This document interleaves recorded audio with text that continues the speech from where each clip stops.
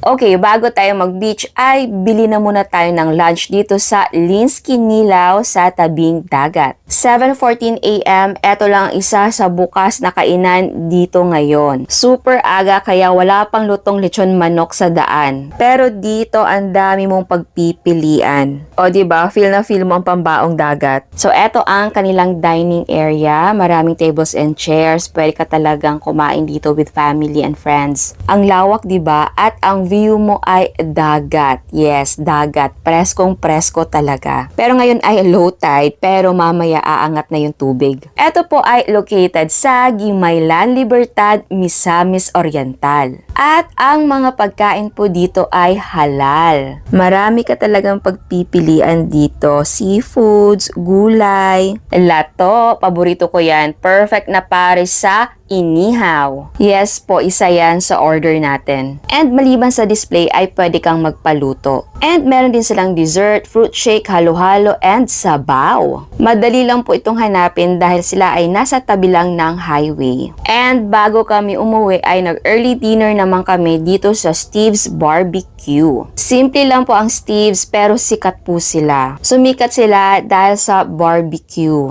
Ito ang menu nila at sa likod niyan ay ang history ng Steve's Barbecue. So nagsimula silang nagtinda ng chicken barbecue noong October 18, 1977. At wala pa siyang resto ha, cart pa lang.